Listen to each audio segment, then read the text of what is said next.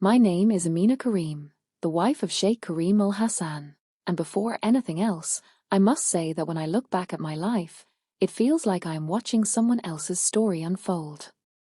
It is strange how a person can live through years of experiences, believing they understand everything around them, only to realize later that they missed the small, quiet warnings along the way. I never imagined that one day I would be telling my own story with this level of urgency, or that I would feel compelled to reveal moments of my life that I once assumed were ordinary. But nothing about what happened to me was ordinary, and nothing about my marriage to Karim was ever meant to fade into the background of memory. So I begin here, with the simplest truth. I was a wife who trusted deeply, loved sincerely, and devoted herself fully, unaware that my life was moving towards something I could not yet understand. I first met Karim when I was 22. He was already known in our community as a man of impressive knowledge. People would travel from distant towns just to sit with him for a few minutes, seek guidance, or ask him to settle disputes. He was young, but his mind carried the weight of someone twice his age. They called him the quiet teacher, and not because he spoke little, but because he spoke only when necessary. His presence was gentle. You could feel comfortable sitting beside him even in silence. His eyes always held a calmness that made you believe he understood you even before you began to speak. Many admired him, but he never seemed to be influenced by the attention. He walked with purpose, prayed with sincerity, and treated everyone with dignity. When our marriage was arranged, I was nervous. Not because he frightened me, but because I wondered whether I could rise to the level of someone with his reputation and discipline. But on our wedding night, when he sat with me for the first time as my husband, he smiled in a way that softened every fear I had ever held. He took my hand gently and said, "Amina, we will walk through life together. Not as perfect people, but as partners learning every day." Those words stayed with me. They formed the foundation of our home. We were not building a life to show others. We were building a life to strengthen each other. Our home was modest, just a 3-room house with an open courtyard in the center where sunlight would fall in long golden lines every morning. I loved that courtyard. I used to place a small mat there and sit while I prepared vegetables or folded laundry. Sometimes I would simply sit and listen to the sounds of the neighborhood, the laughter of children, goats bleating in the distance, or women calling each other from across their houses. But what brought me the greatest comfort were the footsteps of Karim approaching from behind after he finished teaching at the mosque. He always walked softly, but I could hear his sandals before I ever saw his face. He would come in, set aside his books, and greet me with warmth, even on the days he was visibly exhausted. Our marriage was not perfect, but it was peaceful. We prayed together every dawn. I still remember how he would wake before me, whisper my name gently, and help me sit up when I felt too tired. After prayer, he would recite verses for a few minutes. I never understood how someone could hold that much discipline in their daily routine without wavering. He did not practice for people to see. He practiced because he believed his heart needed constant nourishment. That was one of the reasons I admired him so deeply. He never pressured me to be more than I could handle. He guided without force, encouraged without expecting reward, and loved without conditions. I felt safe with him, and that safety allowed me to grow. People often praised me because I was the wife of a respected sheikh, but they did not realize that whatever good they saw in me, I learned from watching him. Karim treated everyone the same, rich or poor, educated or not. If a beggar knocked on our door, he welcomed him with the same respect he showed to a visiting scholar. Many times I saw him give away his own food without hesitation. "Amina," he would say gently, "what we give never leaves us. It returns in ways we do not expect." Hearing him speak that way made kindness feel natural, almost like breathing. Our neighbors always said that I carried myself with calmness and humility, but I knew that this came from being married to a man who valued sincerity above appearance. Some women would tell me, "You are blessed to have such a husband," and I always answered quietly, "I pray I am good enough for him." They would laugh and shake their heads, but deep inside, I meant it genuinely. I wanted to be a source of comfort in his life, not a burden. Over the years, I became known for my involvement in charity. But this reputation did not come from public actions. I never stood in front of groups to speak. I never sought recognition. I simply enjoyed helping people. I would visit widows, bring food to families in need, or assist children with their schoolwork. I loved providing for others because it brought peace to my heart. It felt meaningful, especially when Kareem would return home and listen attentively as I told him about my day. No matter how small the act, he made me feel that it mattered. "Amina," he often said, "your kindness travels farther than you imagine." His students adored him.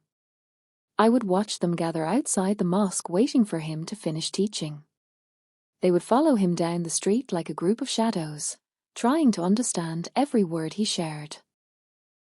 Sometimes they visited our home to ask questions.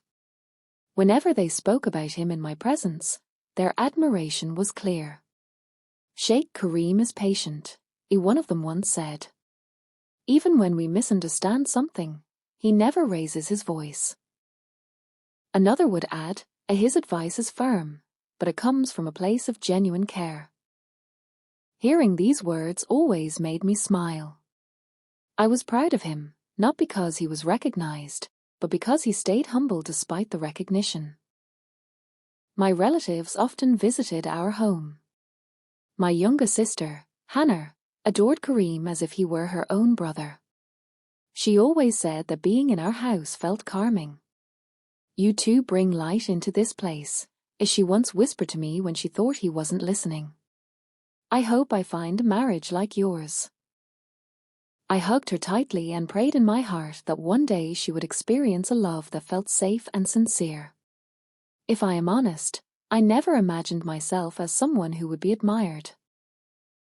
I was just a simple woman who believed in living with purpose.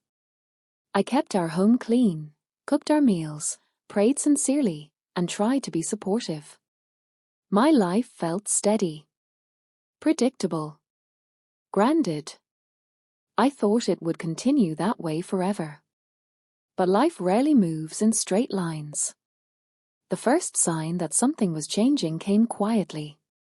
A faint trembling in my hands whenever I completed my morning tasks.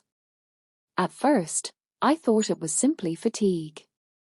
I brushed it aside. I had always been strong, so I convinced myself it was nothing.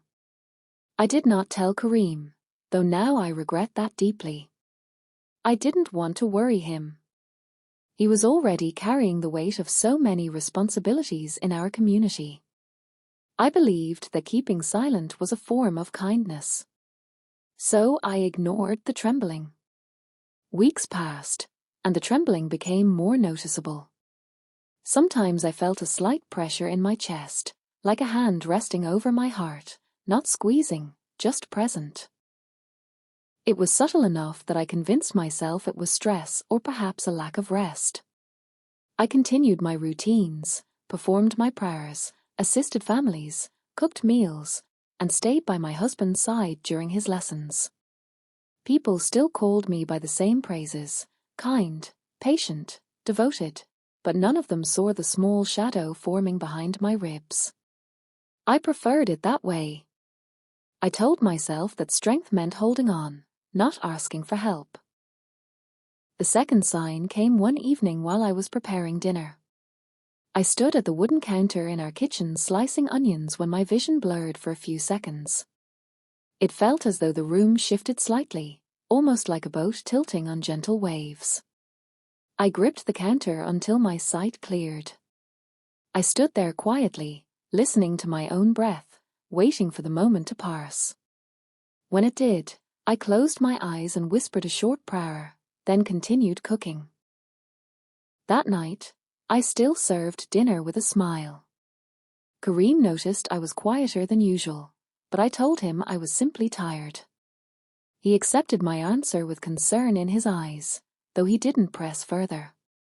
As the months passed, I continued to hide the signs from him. Looking back now, I realize how much I underestimated the importance of honesty between spouses. I thought I was sparing him. I thought I was protecting our peaceful rhythm. But I was building a silence that would cost me deeply. Sometimes the lessons we need most are the ones we learn too late. Every morning I woke early, washed my face, and joined Kareem for prayer. I tried to sit upright and attentive, but occasionally during our recitation, my chest tightened again. I would place a hand gently over my heart and continue. I did not want him to worry. I told myself that devotion meant endurance. But devotion also means admitting weakness, a truth I failed to see at the time. Despite the changes in my body, my daily life remained full. I continued visiting families, supporting my neighbors, and hosting guests. People still spoke well of me, but their words created a strange contrast inside me. They saw someone steady and strong, but I was beginning to feel fragile in ways I could not explain. There were moments I wanted to tell him everything, but I would pull the blanket over my shoulder and convince myself that tomorrow would be better. My complacency was my mistake. During this period, our home remained full of warmth. Kareem often asked me to teach the younger girls in the neighborhood about modesty and compassion, because he believed my gentle approach touched them more effectively than stern instruction. I enjoyed those moments. The girls would sit around me in the courtyard, their eyes wide, their hands folded politely, and I would share stories from my childhood or lessons I learned as a wife.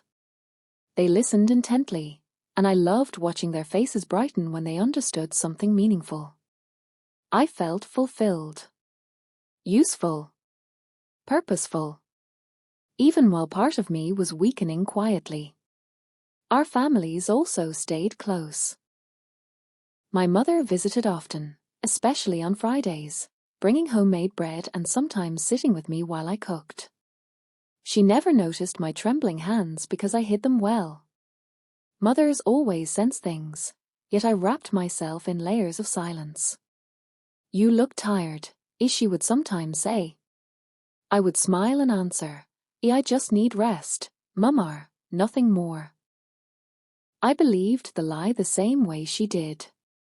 Meanwhile, Kareem continued to rise in respect. His lessons reached more people. His students became more devoted. His presence grew stronger in the community. Sometimes I wondered if my own reluctance to reveal my weakness came from not wanting to distract him from his work. He had a purpose larger than himself, and I believed my suffering was too small to deserve attention. But pain that is ignored does not disappear, it waits. One afternoon, when the sun was high and the heat filled the courtyard, I felt a sudden heaviness in my chest that made me sit down abruptly. My breath became shallow, and for a moment, the world around me dimmed. I told myself it was the heat. I told myself I needed water. I waited quietly until the moment passed, then stood again and resumed my tasks. That evening, I felt fine, but inside me a truth had begun to form. Something was wrong. It was at this point that I began to reflect more deeply on the life Kareem and I had built. Our marriage had been filled with shared prayers, shared goals, and shared service to others. But I had forgotten that sharing should also include fear, weakness, and uncertainty. I was too eager to appear strong.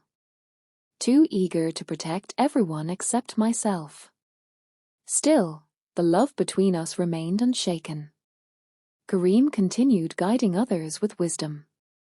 I continued supporting him in every way I could. But the quiet signs in my body never left. They waited for a moment when I would no longer be able to rise above them. That moment would come, and it would change everything. But before it happened, I want you to understand the world we lived in, the foundation of our lives, the calmness that filled our home. Without this understanding, the weight of what came after would not make sense. We lived with devotion, not for recognition, not for praise, but because our hearts believed in something greater. We lived with purpose, not for ambition, but because we wanted to serve. We lived with love, not loud, not dramatic, but steady and real.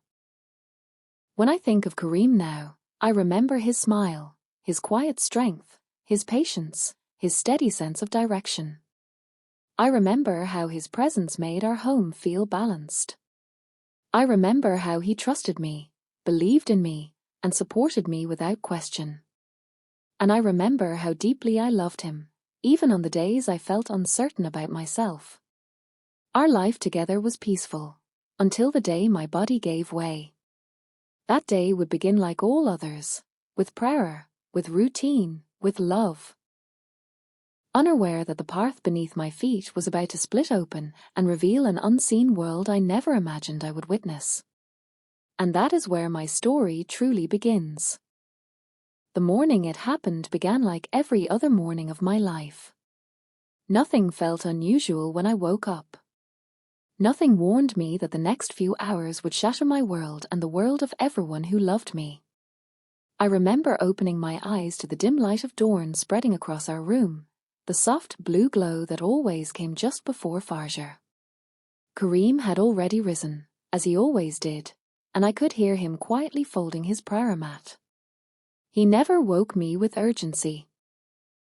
He always called my name softly, letting me come into the day gently. Amina, he whispered that morning, the same way he had whispered my name every day for years. His voice carried warmth, patience, and a familiarity that felt like home. I answered him with a small smile and sat up slowly. I felt a faint heaviness in my chest but ignored it, the same way I had ignored all the previous signs. I brushed my fingers across my forehead, took a deep breath, and joined him in the living room for prayer. We prayed together, side by side, unaware that these were the last moments I would experience this world in the way I had always known it. After prayer, Kareem sat with his books spread before him, preparing notes for his class. I went to the small courtyard to begin my morning dhikr. This was my daily practice, my moment of quiet connection, my routine of reflection and gratitude. The courtyard was cool. The air smelled faintly of wet earth from the night breeze. Birds sang somewhere on the roof. Everything was peaceful. Ordinary. Safe. I sat on my woven mat, crossed my legs, closed my eyes, and began whispering the names of Allah under my breath. My beads slipped smoothly through my fingers, each one a reminder of devotion, each one a piece of comfort. I had done this thousands of times before. There was nothing dramatic about that morning. Nothing loud. Nothing alarming. But my body had reached its limit long before I realized it. Halfway through my dhikr, a sharp pain shot through my chest so suddenly that it took my breath away. I gasped, dropping my prayer beads. The mat beneath me seemed to tilt. The courtyard blurred into a swirl of shapes and colors. It felt as though something inside me was pulling downward, as though the weight I had ignored for months had decided to reveal itself all at once. I tried to call out to Kareem, but my voice came out as a faint breath rather than a sound. I reached toward the doorway, my hand trembling violently. The edges of my vision darkened, closing in like a curtain being drawn too quickly. I remember thinking, not now. Not like this. Kareem must not see me fall. Then everything inside me gave way. I collapsed sideways onto the mat. My body felt heavy, distant, almost unfamiliar. A ringing sound filled my ears. I could feel my heartbeat slowing, each beat weaker than the last. For a moment, I was aware of my cheek pressing against the cool floor. And then, Nothing. I slipped into a silence too deep to describe. I do not know how much time passed before I heard Kareem's voice. It felt distant, echoing from somewhere above me. Amina? Amina. His voice carried fear, real fear, a sound I had never heard from him before. I could not answer. I could not move. But I could still sense him. His hands touched my shoulders, shaking me gently at first, then more urgently. I felt the warmth of his palms against my cold skin. Please, Amina, open your eyes. But my eyes remained closed. I wanted to speak. I wanted to tell him I was still there.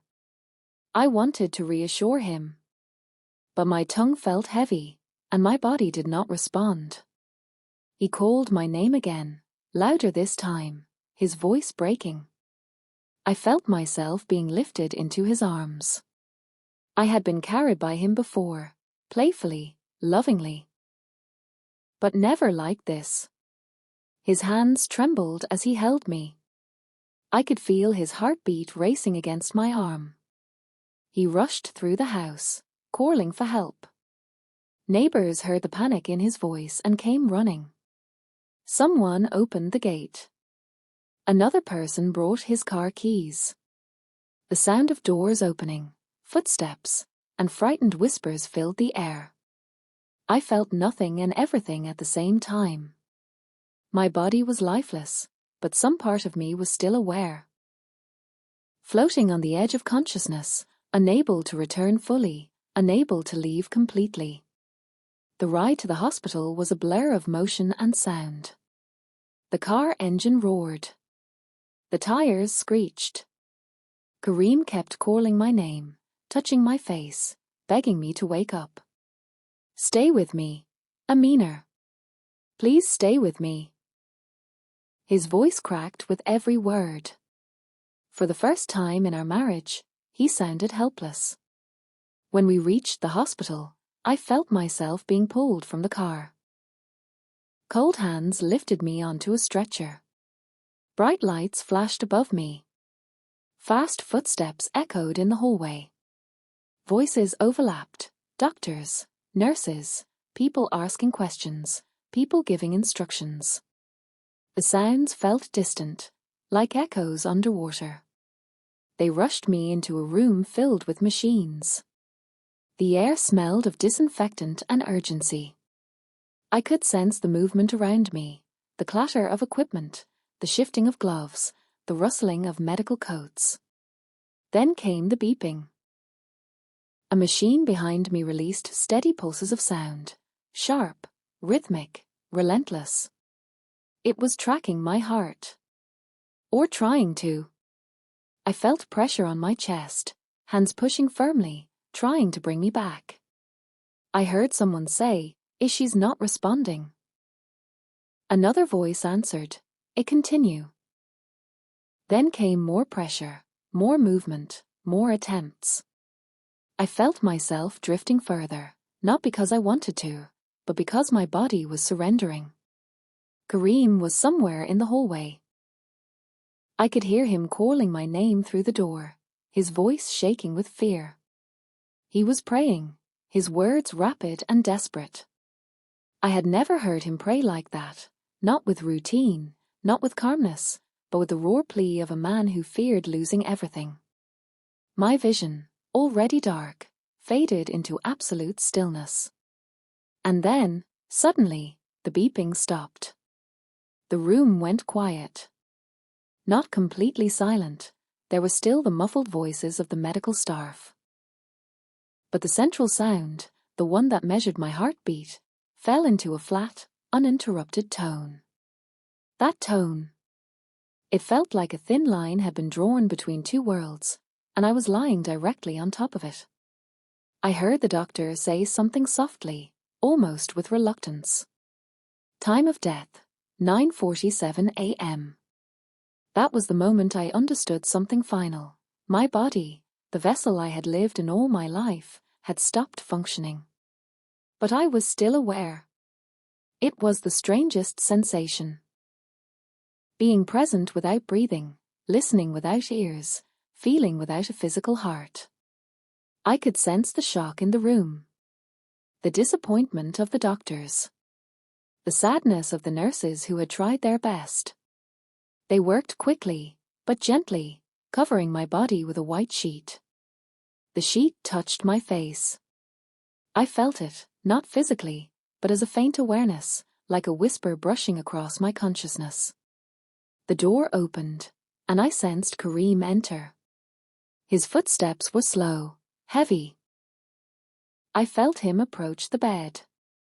He lifted the sheet from my face, and even without seeing him, I knew he was crying. Kareem rarely cried. His emotions were steady, controlled. But in that moment, I felt his grief like a storm. He touched my forehead with trembling fingers. "Amina, please come back." His voice cracked painfully. "Amina, don't leave me. Not like this." The room was filled with a kind of sadness that feels thick, as though the air itself becomes heavy. I wanted to speak. I wanted to reach out to him. I wanted to comfort him the way I always had. But I was no longer able to do so in the way I once knew. Family members began arriving. I sensed their presence long before they entered. My mother collapsed into sobs the moment she saw me. Hannah cried uncontrollably, her hands covering her face. My in-laws stood in stunned silence, unable to process the suddenness of it. Everything happened too quickly, too unexpectedly. The nurses began preparing my body for burial. They handled me with care, whispering prayers under their breath. The room felt both active and frozen. People moved, yet time seemed to hold its breath. I felt myself being washed, wrapped, prepared. And all the while, I hovered in a strange state between presence and separation. I understood everything happening, but I could no longer influence it. My body lay still on the washing table, but I remained awake in a way I cannot fully describe. Outside the room, I heard someone say, as she collapsed during dhikr. Another voice responded, and may she be rewarded for a life of devotion. But devotion alone is not what awaited me. As they placed my body on the stretcher to move it for burial, the hallway outside the room grew silent. People stood lined up along the walls, crying softly, whispering prayers for me. I had spent years serving them, caring for them, comforting them.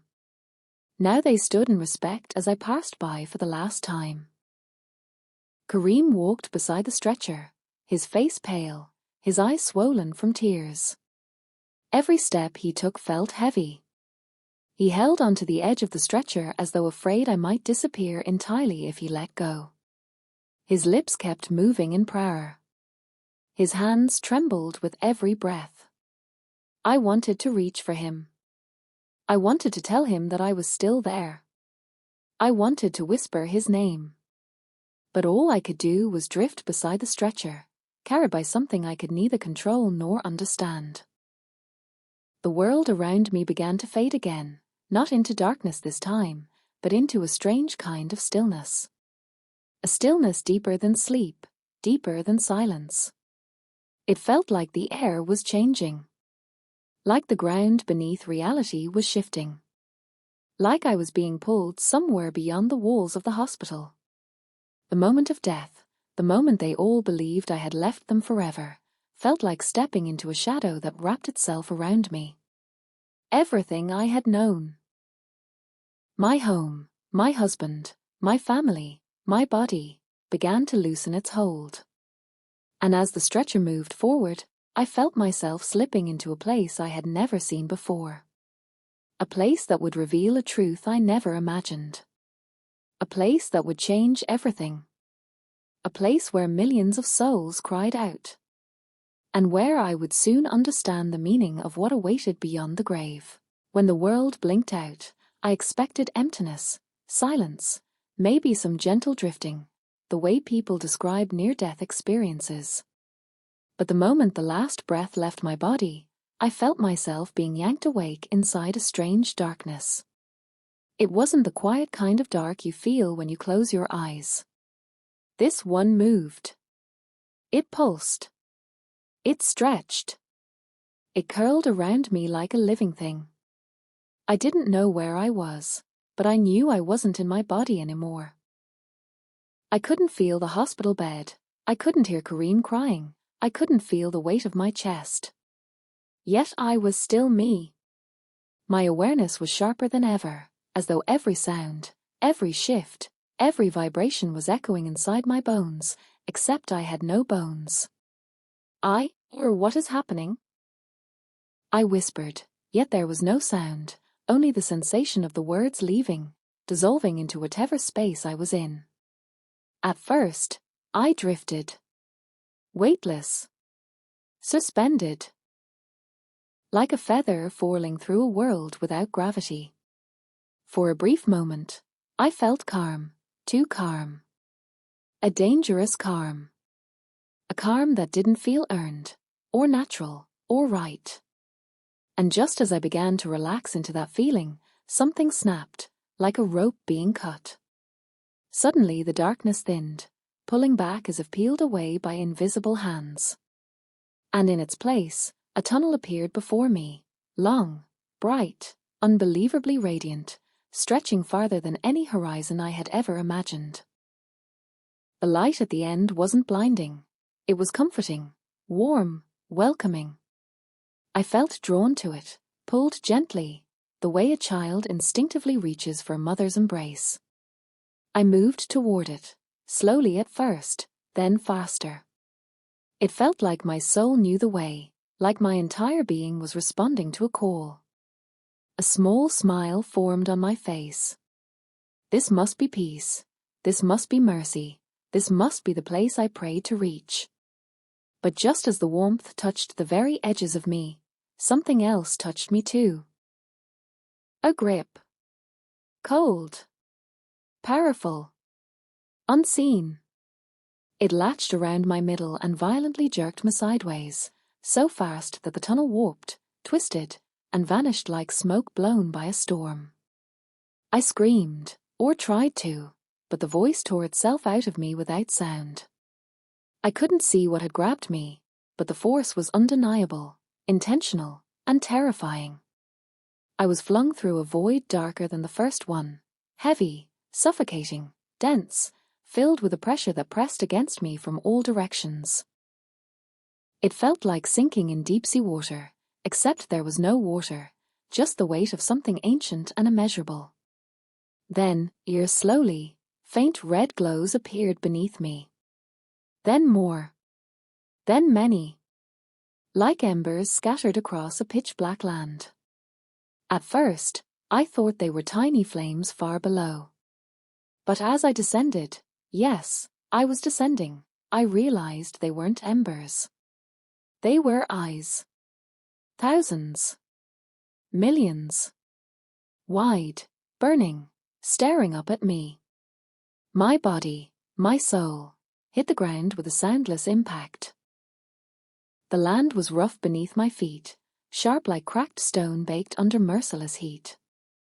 When I lifted my head, the sight before me froze whatever breath remained inside my spirit. It was a valley, endless, consuming, stretching farther than sight.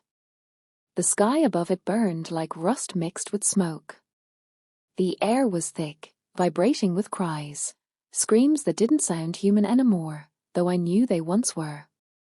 And the ground trembled, as if the land itself was alive with suffering. And then I saw them. The people. Countless souls scattered across the valley. Some kneeling. Some sprawled. Some reaching upward with hands that flickered like dim flames. All crying. All begging. All calling the same name. Ya Allah. Ya Rab. Ya Rahman. Why am I here? Their voices were cracked and raw, breaking as though they had been calling out for centuries. At first, I froze, unable to move. My mind tried desperately to deny what my eyes saw. No, this can't be real. This cannot be what it looks like. But deep inside, I knew. I knew this was no dream, no illusion, no invention of fear. This was a realm beyond life. This was a place of reckoning. And the souls here were not strangers of foreign faiths. They wore familiar garments, familiar expressions, familiar supplications on their tongues. Words I had said. Prayers I had whispered. Terms I had used all my life. These were Muslims. Millions. And they were in torment. I staggered back, shaking, my heart pounding so loudly it felt like it might tear through me, even though I didn't have a heart anymore. My hands trembled as I held them up. Why? Why are they here? They are calling on Allah's name. They know him. They believed in him. Why are they suffering like this? Before I could finish the thought, a tremor rippled through the valley. The cries paused, replaced by a low rumble that seemed to rise from the earth itself. Something was approaching. A figure. Tall. Radiant. Terrifying. A presence that filled every corner of the valley with overwhelming power. When the figure reached me, I couldn't lift my head. I couldn't stand. I collapsed onto my knees involuntarily, not out of reverence, but because my soul couldn't withstand the force of its presence. I didn't need to ask who, or what, it was. A mighty angel stood before me. Its light wasn't soft or gentle. It burned like truth, so sharp it cut through lies like a blade. When it spoke, the valley shook. Not because the voice was loud, but because every syllable carried weight beyond comprehension. Amina. The sound of my name reverberated through me, almost tearing me apart. I squeezed my eyes shut, trembling. You cannot enter the place you saw. My breath, or whatever replaced breath here, caught in my throat. You have been pulled aside. Pulled aside for what? My voice came out like a faint whisper, barely audible. To witness. The angel extended an arm, and instantly my surroundings shifted. I was lifted, suspended above the valley. Below me, souls crawled, stumbled, collapsed. Some clutched their chests. Some scratched at their own skin as though trying to peel something off. Some slammed their heads against the ground while repeating prayers over and over and over, confused and pleading. But the most horrifying part was their faces. These were people who believed they were safe. People who had prayed, fasted, read scripture, memorized verses, lectured others, lived entire lives convinced they were righteous. And now they were screaming. Please. I prayed. I fasted every year. I gave charity. I taught the young ones. I warned others about sin. I wore the right clothes. I memorized the holy words. I did everything. I felt sick with terror. Why are they here? I whispered. The angel pointed. And suddenly, before each soul, a scroll appeared. A scroll made of light, yet heavy with judgment. Watch, the angel instructed. The scrolls began to unroll. And horror filled me as scenes unfolded.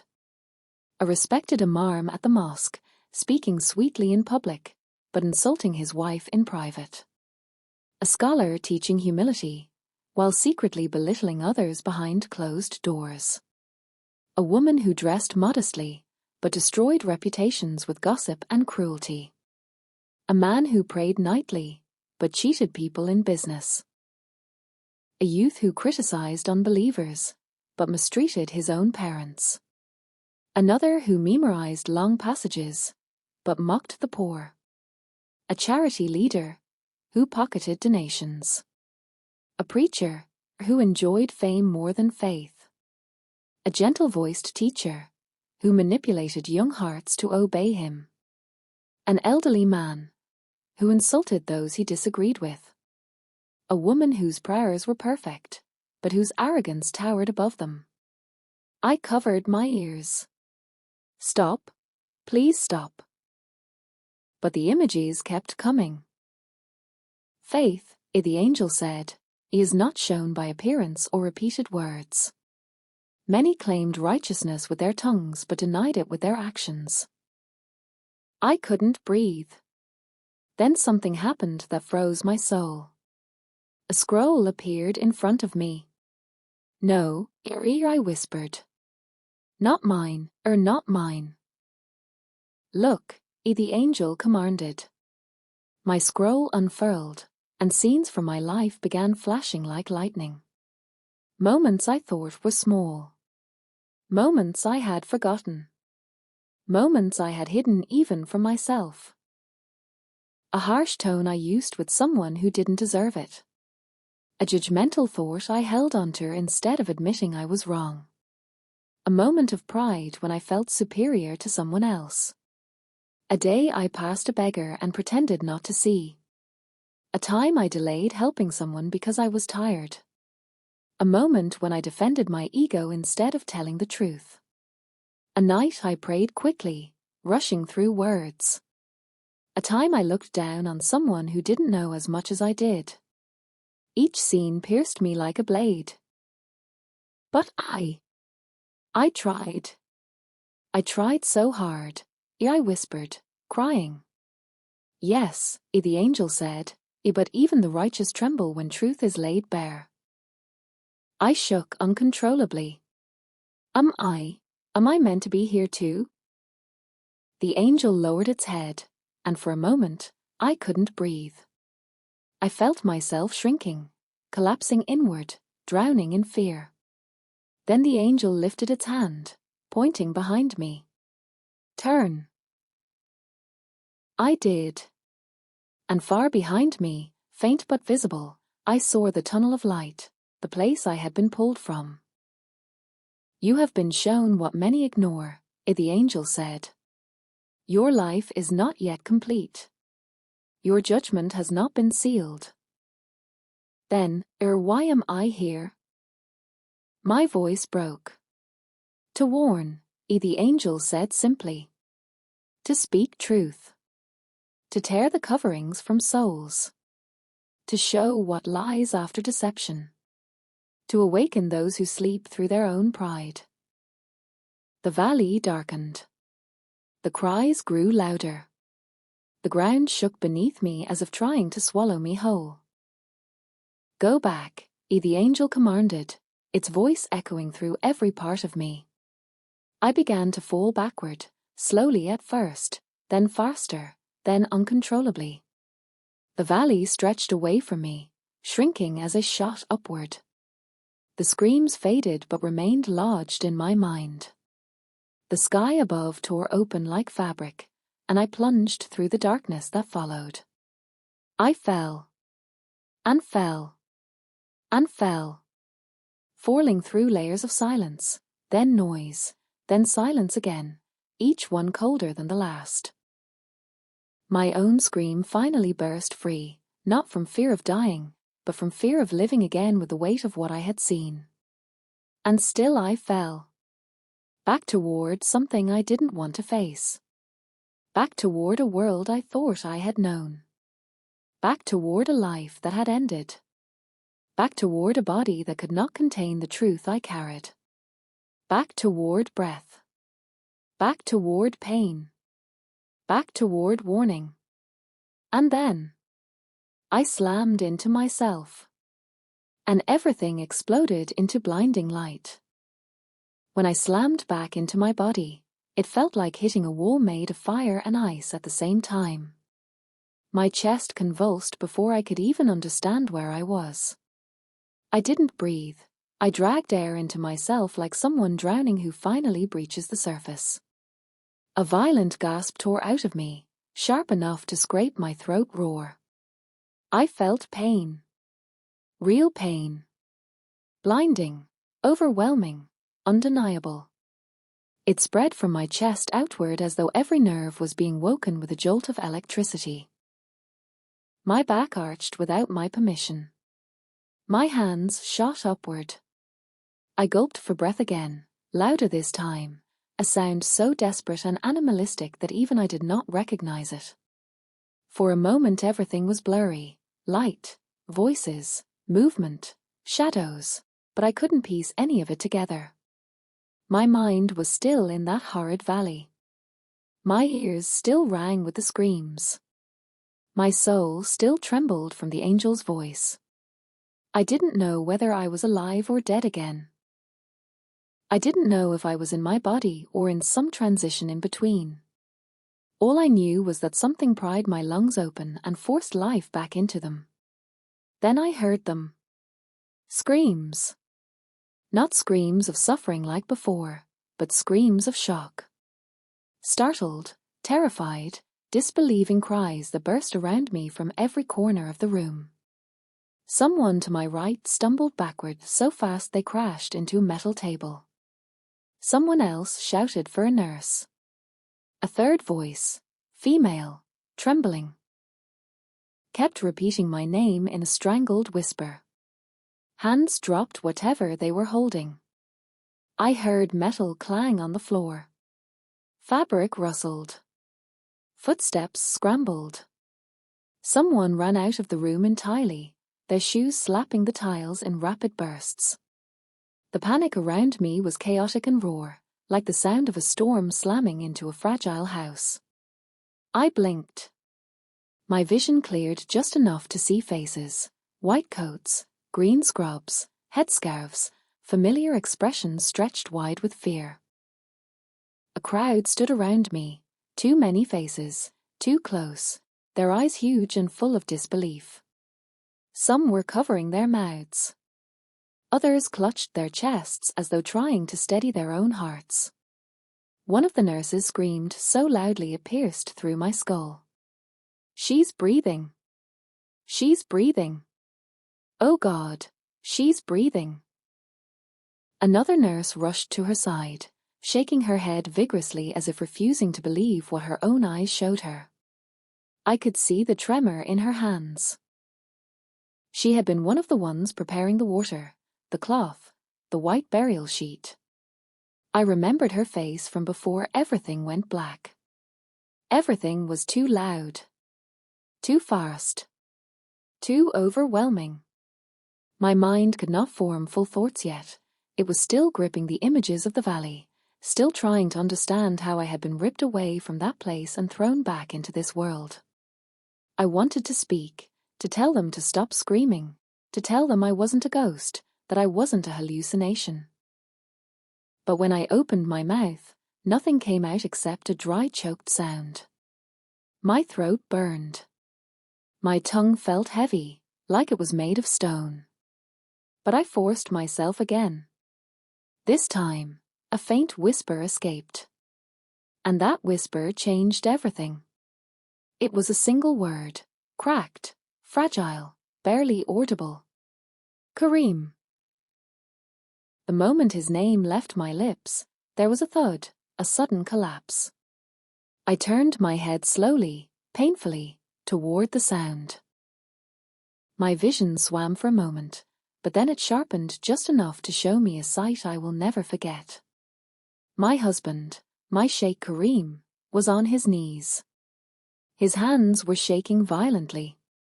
His eyes were wide open, staring at me with an expression that didn't belong to any living man. It was grief, joy, disbelief, terror, relief, every human emotion poured into one impossible moment. Tears streamed down his face in thick, uncontrolled rivers. His chest heaved as though he had run for miles. He pressed a hand to the floor to steady himself, but even that hand trembled uncontrollably. "Amina," he whispered, his voice breaking in the middle. Amina, my Amina, you. His words crumbled, swallowed by emotion. I tried to reach out to him, but my arm fell halfway, too weak, too heavy.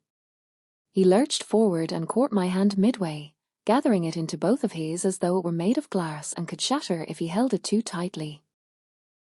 The warmth of his palms sent a shock through my entire body.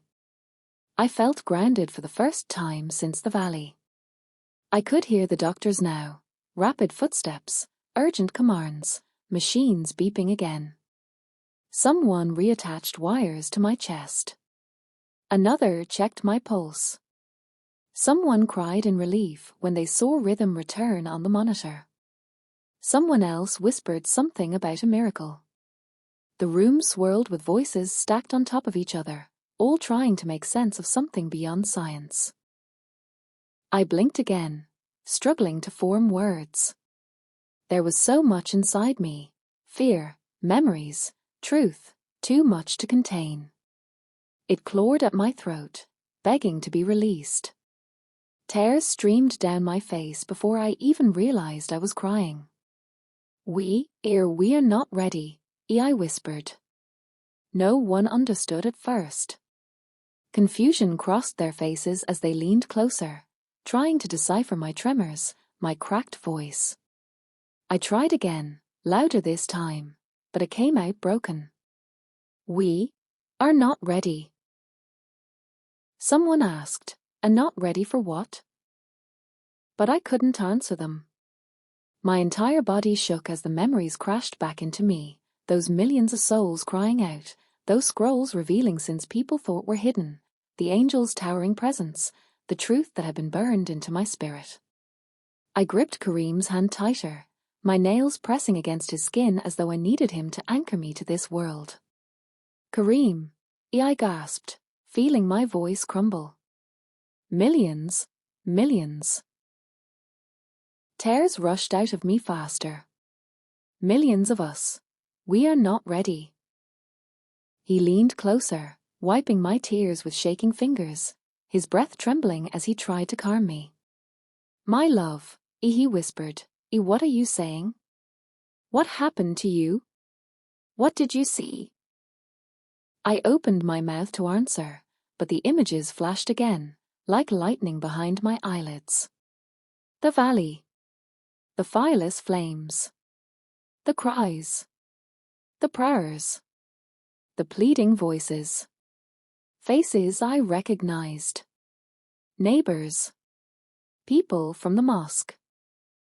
People who once smiled at me. People who once prayed beside me. And then, the angel. Its final words roaring through my soul like a command carved into stone. "Go back and warn them." A sob tore out of me before I could stop it. My whole body convulsed with the weight of what I had carried back with me. "Kareem," I whispered, leaning toward him with desperation. "I saw them. I saw everything. We think we are ready, but we are not. We are not ready at all." His face tightened with fear. Not fear of me, not fear of death, but fear of the truth he could see burning in my eyes. He squeezed my hand until our knuckles pressed white. "What did you see, Amina?" he asked again, voice barely above a whisper. I looked into his eyes, the man I had loved for so many years, the man who devoted his life to teaching people faith and righteousness. I saw the weight of my words crashing into him even before I spoke them.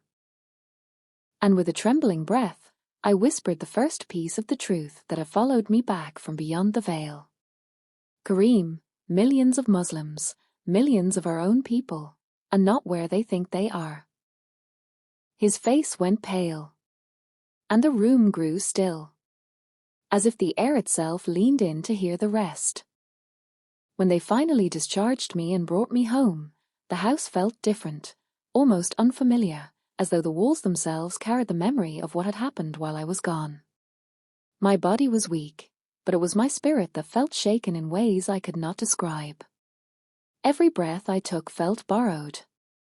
Every second felt like a gift I was not worthy of. The family stayed around me, hovering with worry, whispering prayers, offering warm water and gentle touches, but my heart kept returning to a single thought: I must speak to Kareem. Not as a wife who had just escaped death, but as someone carrying a message heavier than anything I had ever imagined. I asked everyone to leave the room except my husband. They obeyed reluctantly, stepping out one by one until only he remained, sitting close to me, his face drained of color. He looked at me as if he feared I might slip away again at any moment.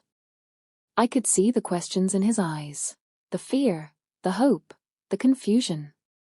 But what I saw most was love. Deep, unwavering love. The love of a man who had spent years guiding others yet now stood trembling beside the woman he thought he had lost forever.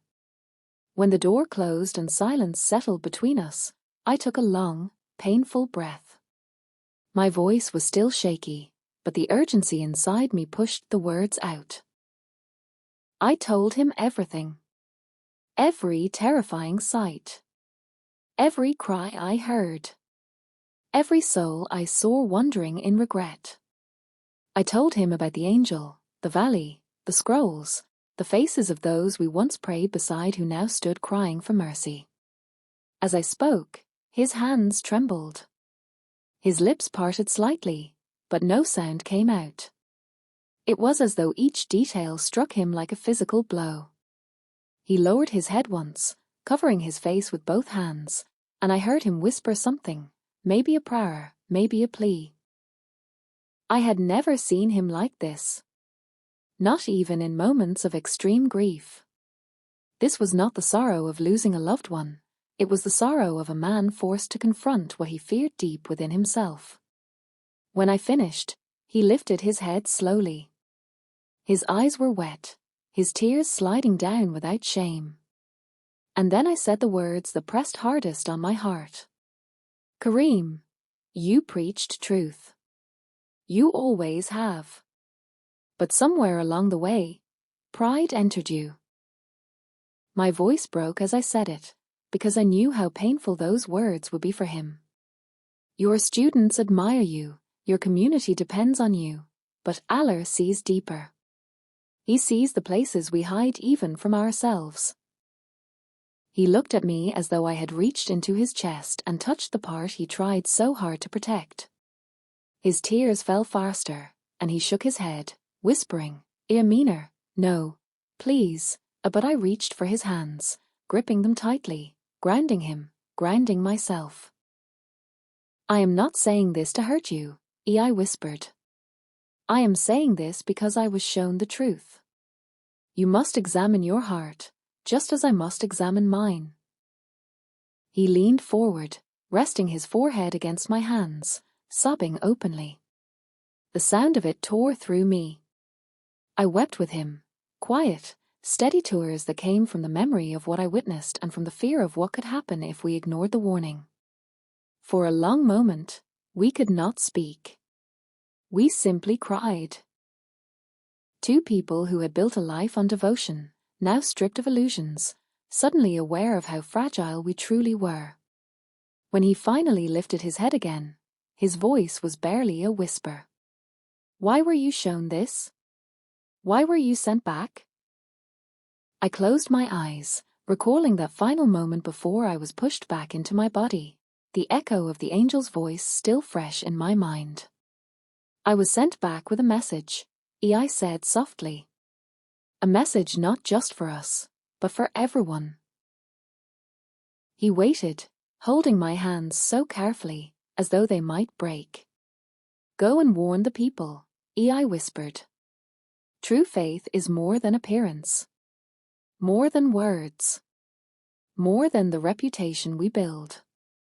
Many people say they believe, but their hearts tell a different story. I felt my breath tremble as the final part slipped out. And the day is closer than we think. Kareem let out a shaky exhale, almost like a gasp. He looked around the room as if expecting the walls to crumble from the weight of that truth. I could see the realization settling into him, heavy and unmistakable. Whatever life we had before, however comfortable, however certain, was gone. We were standing on new ground now. More fragile. More urgent. More real. He pulled me into his arms then, holding me with a kind of desperation that made my chest ache. I felt his tears on my shoulder, felt his breath shaking against my cheek, and for a moment, I allowed myself to lean into him, to let the weight of everything rest between us. We prayed together, broken, trembling prayers, not the calm, practiced supplications we once offered every morning and night, but raw pleas rising from two hearts suddenly aware of their shortcomings. I prayed for guidance. He prayed for forgiveness. We prayed for strength. But above all, we prayed for sincerity. For the kind of faith that lived beyond words, beyond reputation, beyond ritual. When the prayer ended, the room was silent again, but it was a different kind of silence, one filled with purpose. I could see it in his eyes. I felt it in my own heart. Nothing would ever be the same again. I spent the first few days after returning from that realm lying on my bed, wrapped in blankets, my breath thin and uneven, my hands trembling even when still. I felt as though part of me had been left in that valley, as if the cries of those countless souls had clung to my bones and refused to let go. Every time I closed my eyes, I saw their faces again, burning with regret, reaching for mercy, calling out to a God whose door they had ignored while alive. I felt myself sinking into a heaviness I could not describe, as if the air around me had become too thick for ordinary lungs. Everything seemed quieter, slower, heavier. Even the sound of footsteps in the hallway felt distant, like echoes in a dream. But what shook me most in those early days was not my own weakness. It was the way my husband, Sheikh Kareem, changed before my eyes.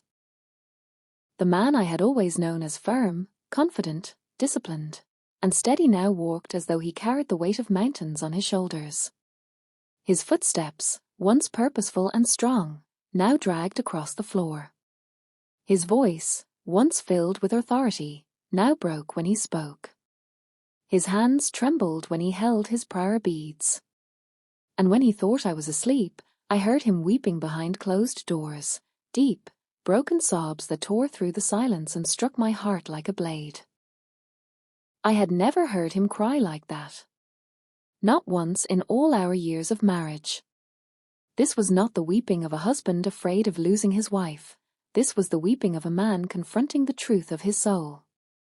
He stopped teaching entirely. For years, he had been known for his daily lectures, his Friday sermons, his gatherings with students who loved him. But now, the mosque announced day after day, Sheikh Kareem will not be teaching today. Please pray for his health. Students came to our door to ask if he was well, but he refused to see anyone. He prayed at home. He ate little. He slept even less. He spent long hours alone in his study, the door locked, the sound of quiet crying sometimes slipping through the cracks. I watched all of this from my bed, too weak to even sit for long, but strong enough to feel the storm inside him. He would come into my room with red eyes, pretending he had been reading or praying, but I knew better.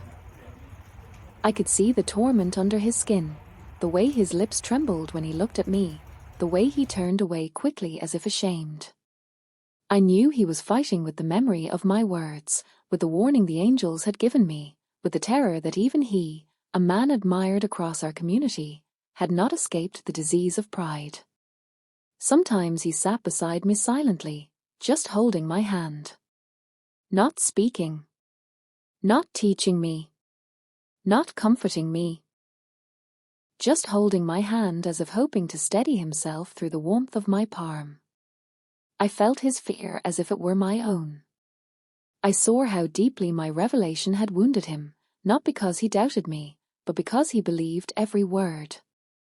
One night, when the house was quiet and even the walls seemed to be sleeping, He came into my room and sat on the edge of the bed. He thought I was resting, but I was awake, staring at the ceiling, unable to escape the images burned into my mind.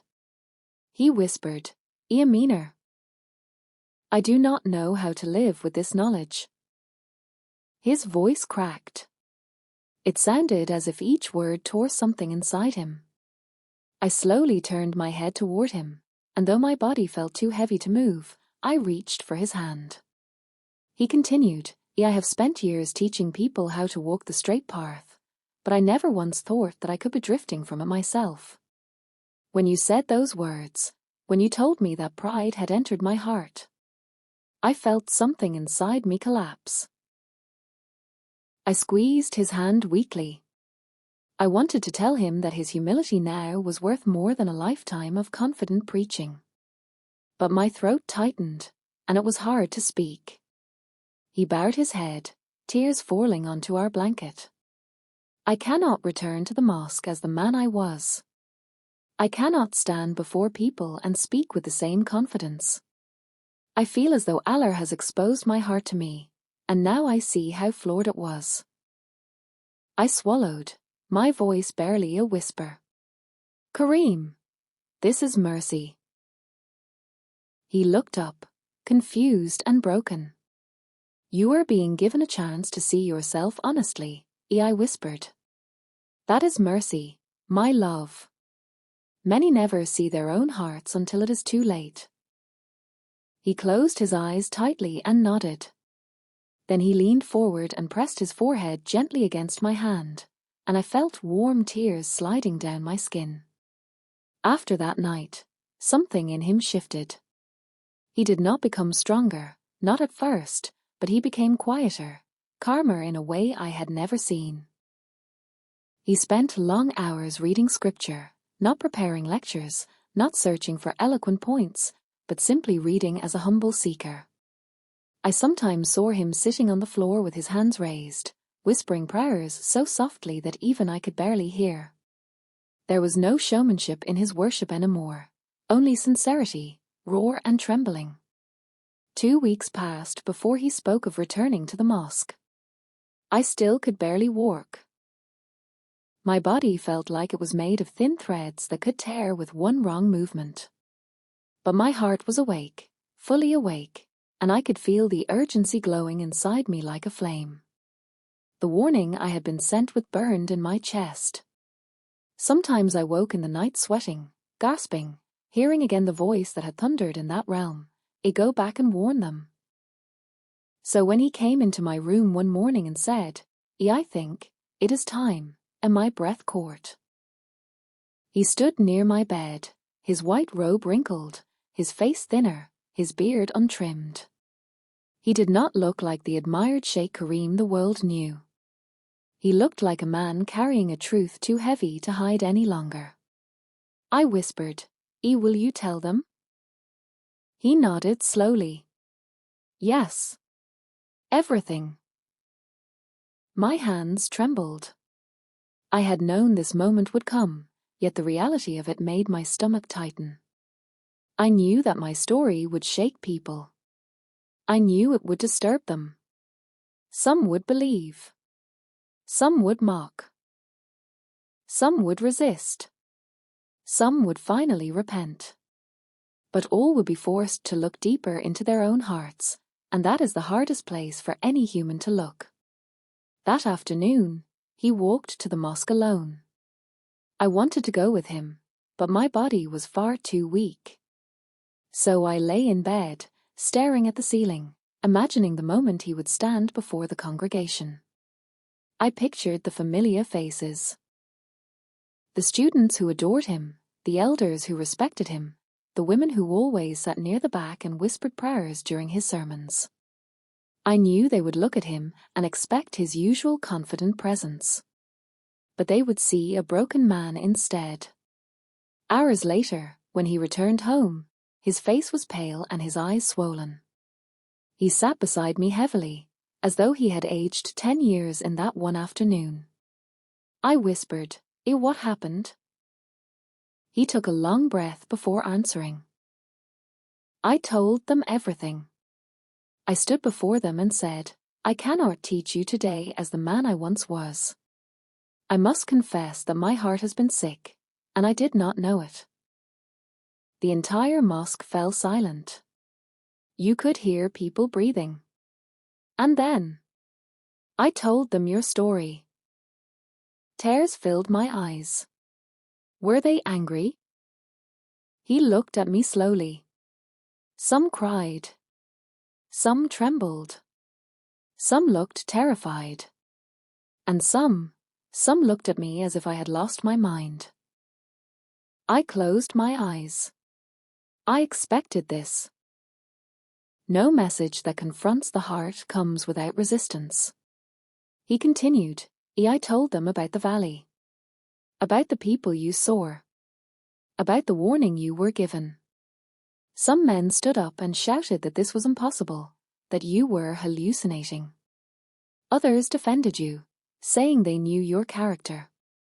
And then someone filmed me. My eyes opened. Filmed you? He nodded. It is already online. My heart tightened. I knew instantly what that meant. The whisper would become an echo. The echo would become a storm. And the storm would sweep through homes, cities, countries, hearts. The next days were a blur. I remained in bed, barely able to sit up for long, but the world outside my room felt like it was spinning faster and faster. Our phones did not stop ringing. Messages poured in. Emails flooded our inbox. People were calling from countries we had never visited, sending questions, insults, prayers, accusations, confessions. My husband stopped answering his phone entirely. He turned it off and threw it into a drawer. But he could not stop the tide. I heard his students arguing outside our house. Some wanted to see him.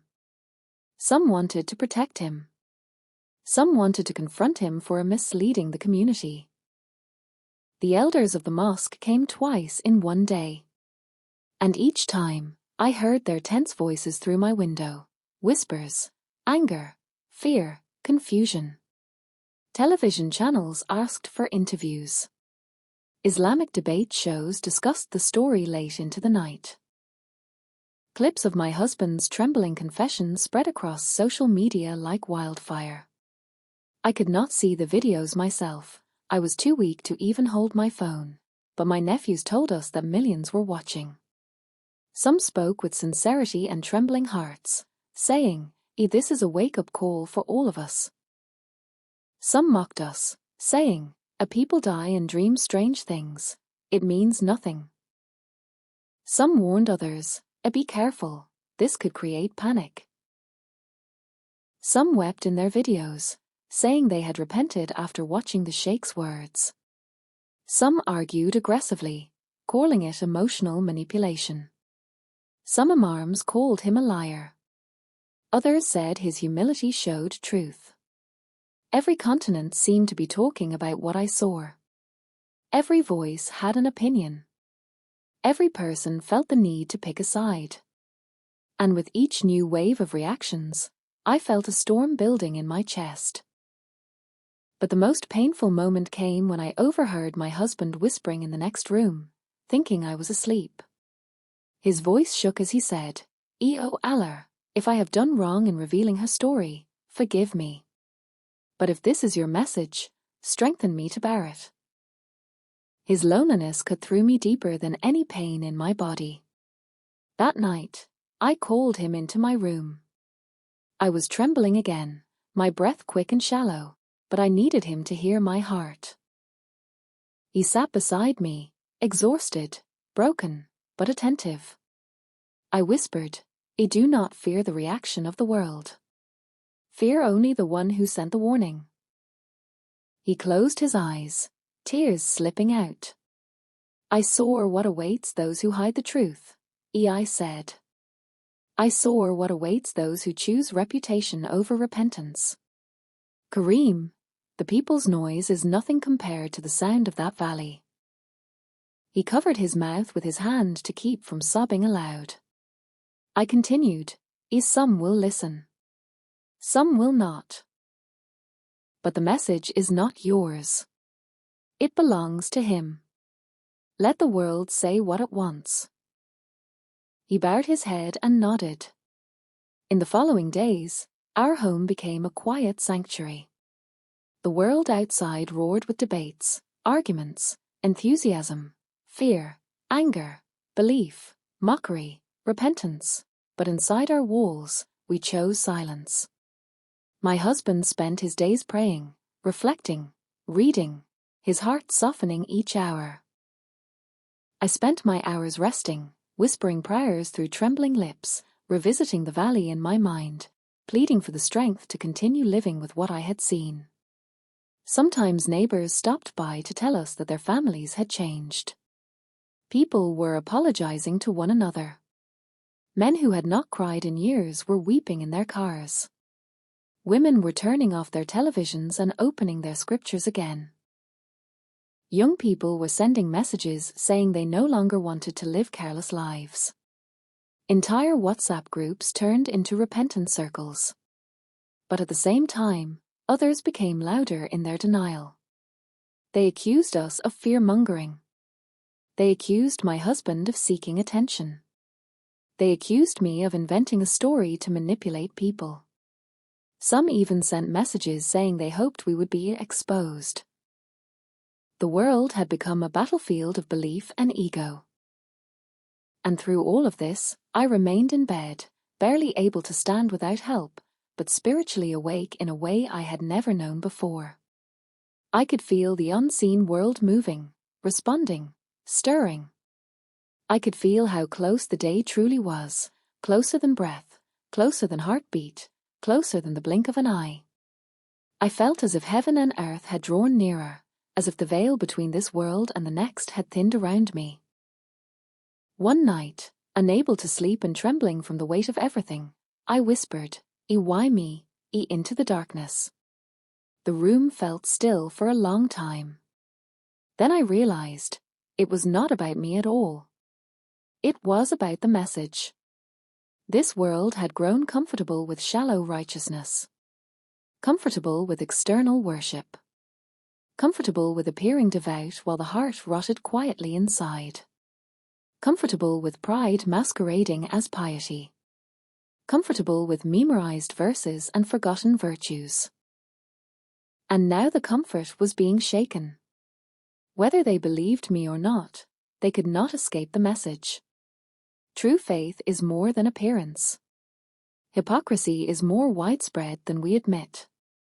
The day is closer than we think. I felt tears slip down my temples into my hair as I whispered, O Allah, let this warning awaken even one soul. Even one. Behind my closed eyelids, I saw the valley again, the endless valley, the burning, the cries, the faces of those who thought they were safe. Their voices echoed in my skull until it hurt. I knew then that no matter how weak my body was, no matter how loud the world became, no matter how many argued or mocked, I could not remain silent. Not after what I had seen. Not after the angel's voice. Not after being sent back with a mission. And I knew that my husband, broken yet sincere, would walk this path with me.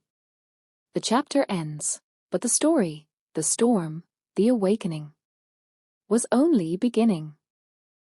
They placed the camera in front of me gently, as if afraid the slightest movement might break me. I was sitting upright for the first time in days, my back supported by pillows, my breathing slow and fragile. A soft light fell over my face, and for a moment, I wondered how I had become someone speaking to the world. I was just Amina, a wife, a mother, a woman who once thought she understood faith. But now I carried something heavier than my own life. When the red recording light blinked on, the room fell silent. My hands trembled in my lap. I took a slow breath, feeling the weight of every soul that might hear me, every heart that might tremble at my words. My name, I whispered, my voice cracking before I could finish. I paused, swallowed, and tried again. My name is Amina Kareem.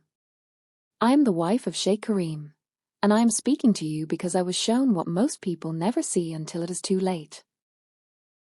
Tears blurred my vision, but I did not wipe them away. They slid down my cheeks freely. I died, I said softly. I died, and Allah allowed me to see what lies beyond the veil. I do not say this to frighten you, or to make you love me, or to gain attention. I say this because I was commanded to return and warn you. I breathed in shakily, remembering the valley, the fire, the screams that still echoed in my bones. I saw people we consider righteous, I whispered. People we admire. People who prayed, fasted, gave charity, memorized scripture. People who looked pure, but their hearts were dirty with pride, and cruelty, and hidden sins. My voice trembled again. I saw Muslims, millions of them, crying in confusion. They were not unbelievers. They were not ignorant. They were people who thought they were safe. They kept asking, why am I here? I prayed. I believed. I practiced, but the angels showed their hearts. Hearts full of showing off. Hearts full of arrogance. Hearts full of hatred. Hearts that appeared righteous to people, but not to the one who sees everything. I lifted my eyes and looked directly into the camera, letting the tears continue to fall. Please listen to me, I whispered. I don't know how much longer I will live. My body is weak. But as long as I have breath, I must tell you what I saw. I pressed a shaking hand to my chest. Faith, true faith, is not on your tongue. It is not in your clothes. It is not in your public worship. It is in your heart. And your heart cannot hide from Allah. I paused, gathering strength. If you want safety, return to sincerity. Stop pretending. Stop performing religion for people. Stop polishing your image while neglecting your soul. My voice grew weaker, but also steadier. Be kind, I said. Kindness will save you more than long speeches. Be gentle with the people in your home. Serve them. Help them. Smile at them. Allah loves the soft-hearted. I took another breath. Forgive quickly. Do not carry grudges. I saw what grudges do to a soul. They rot it from within. My fingers tightened slightly around the blanket. Stay far from hypocrisy. Do not stand in prayer while your heart is proud. Do not speak of humility while looking down on others. Do not preach mercy while withholding it. A long silence hung in the room. I let it linger. Because in that silence, the valley seemed close again. And worship, I whispered. Worship with humility. Worship as if your soul is fragile. Worship as if you are standing at the edge of eternity, because you are. My breath trembled, and a final tear rolled down my jaw. Prepare your soul, I said. You prepare for weddings, for exams, for work, for guests. But you forget to prepare for the day when none of those things will matter. Please, do not wait until death comes. I saw what happens to those who wait. I looked down for a moment, my chest rising and falling unevenly. Then I lifted my head one last time, mustering every ounce of strength I had left. With my voice thin but steady, I whispered. I was shown what awaits those who pretend. Please, please, do not be among them. My lips trembled. The world fell silent. And as the camera captured the last flicker of urgency in my eyes, I felt the weight of the message settle gently, finally, into the hearts of those who would hear it. Then the recording light faded. And the room exhaled with me.